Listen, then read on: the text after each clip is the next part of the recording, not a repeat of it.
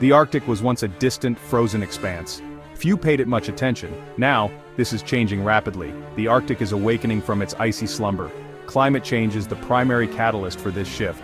The ice is melting. New possibilities are emerging. Global powers are watching the Arctic with keen interest. They see new opportunities unfolding before them. These opportunities are economic and strategic. The region is no longer a frozen wasteland. It is a dynamic arena. Nations are positioning themselves. They are preparing for a new era in this northern frontier. The future of the Arctic is being shaped now. We will explore the complexities of the Arctic struggle. The stakes are incredibly high for all concerned. What happens in the Arctic will have global repercussions. The Arctic region holds immense, largely untapped wealth. Beneath its icy surface lie vast reserves of oil and natural gas. Geological estimates suggest that a significant portion of the world's undiscovered fossil fuels may be located here. As the ice recedes, these resources are becoming more accessible. This accessibility is a powerful lure for energy-hungry nations. The prospect of energy independence drives much of the interest. The economic implications are staggering for those who can exploit them. Minerals are also abundant in the Arctic's geology. Significant deposits of iron ore, copper, nickel, and zinc are known to exist. Perhaps more importantly, rare earth elements are found here. These elements are absolutely vital for modern technology. They are used in smartphones, electric vehicles, and advanced defense systems. Countries are eager to secure stable supplies of these critical materials. The Arctic could become a new source, reducing reliance on current suppliers. Fisheries represent another key economic resource in the Arctic. As the sea ice diminishes, new fishing grounds are opening up. Warmer waters are also causing some fish stocks to migrate northwards. Sustainable management of these emerging fisheries is crucial. Overfishing could devastate these fragile ecosystems. The total economic value of Arctic resources is immense. Geography has endowed the Arctic with riches, now exposed. Russia views the Arctic as its strategic backyard. It possesses the world's longest Arctic coastline. This extensive geography gives Moscow a natural and significant advantage. The Kremlin is heavily invested in its northern territories. The Arctic is central to Russia's economic and military planning. President Putin has repeatedly emphasized its importance. For Russia, the Arctic is not a distant frontier. It is an integral part of its national identity and future. Moscow is actively rebuilding its formidable Arctic military presence. Old Cold War-era bases are being reopened and modernized. New airfields and deep-water ports are under construction. Russia is also expanding its fleet of nuclear-powered icebreakers. This fleet is unmatched by any other nation. These actions demonstrate Russia's serious intent to dominate the region. The Northern Sea Route, NSR, is a cornerstone of Russia's Arctic strategy. Moscow aims to control this vital shipping lane. It sees the NSR as a future global economic artery. This route significantly cuts travel time between Asia and Europe. Russia is investing heavily in infrastructure along the NSR. Control over this route would give Russia considerable leverage. Russia's shadow looms large over the Arctic.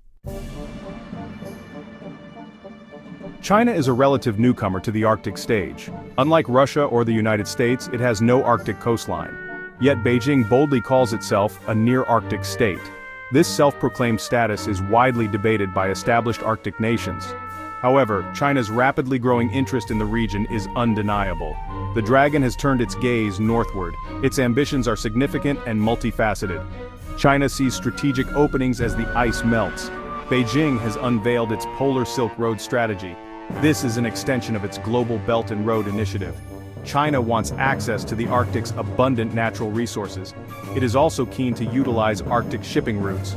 Shorter routes mean lower costs and faster delivery times.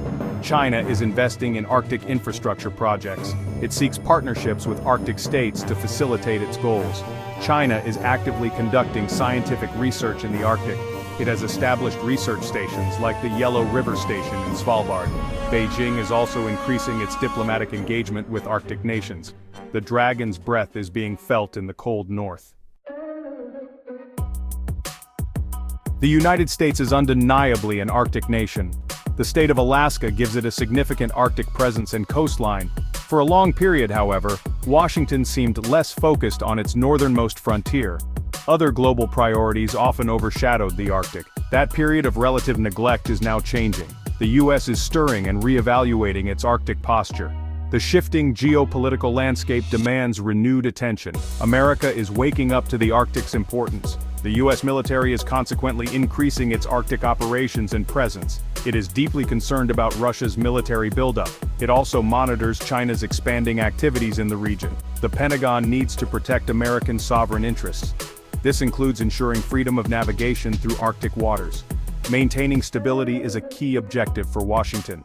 The US aims to deter any aggressive actions by rivals. Investment in American Arctic capabilities is slowly but surely growing. The US Coast Guard urgently needs more heavy icebreakers. The current fleet is small and aging compared to Russia's. Better infrastructure in Alaska is also required. This includes ports, airfields, and communication systems. The US works closely with Canada, its northern neighbor. Washington seeks to counterbalance the influence of Russia and China. European nations have diverse and long-standing interests in the Arctic. 5 European countries are members of the Arctic Council. These are Norway, Denmark through Greenland and the Faroe Islands, Sweden, Finland, and Iceland. These nations have direct sovereign territories and populations within the Arctic Circle. Their stakes are immediate and profound. They deal with the Arctic daily, from resource management to local governance. Their perspectives are shaped by proximity and direct experience. Other major European powers like the United Kingdom, France, and Germany are also actively involved. Though not Arctic coastal states, they have significant interests. They focus heavily on climate change research in the region. They are interested in potential access to Arctic resources. New Arctic shipping routes are also on their radar. These countries contribute to Arctic governance through scientific expertise and diplomatic engagement. The European Union as a bloc has developed its own Arctic policy. This policy stresses the importance of sustainable development. It promotes international cooperation as the primary mode of interaction. The EU also acknowledges the growing security concerns in the region. The EU's approach often emphasizes a multilateral framework. The Arctic Ocean is not a lawless, unclaimed wilderness.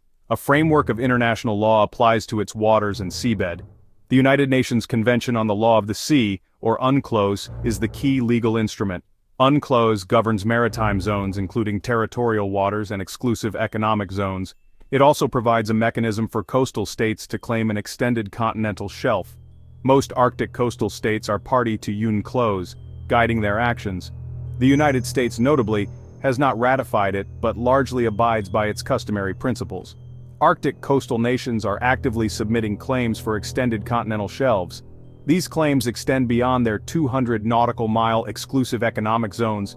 Russia, Canada, and Denmark on behalf of Greenland have submitted extensive and sometimes overlapping claims. These areas of the seabed are believed to hold vast deposits of oil, gas, and minerals. The scientific and legal process for validating these claims is complex and lengthy. It involves detailed geological surveys and submissions to a UN commission. These overlapping territorial claims can potentially lead to disputes and heightened tensions. Resolving them peacefully and in accordance with international law is vital for regional stability. The process is designed to be scientific and technical. Diplomacy and adherence to the established legal framework are essential. Climate change is profoundly transforming the Arctic environment. The region is warming twice as fast as the global average. Sea ice is diminishing at an alarming rate. Thawing permafrost releases greenhouse gases. These changes have global consequences. Melting glaciers contribute to rising sea levels. Altered Arctic conditions impact global weather patterns. Indigenous communities have inhabited the Arctic for millennia. Their cultures and livelihoods are linked to the frozen landscape. Climate change is severely impacting their way of life. The Arctic stands at a critical crossroads. Its future path is uncertain. Will it be a zone of peace and collaboration, or an arena for great power conflict? Choices made now will shape its destiny. The world is watching. Institutions like the Arctic Council promote dialogue, but rising tensions strain these bodies. The Ukraine war disrupted Arctic Council activities. Clear communication channels are needed. The Arctic's future involves competition and cooperation.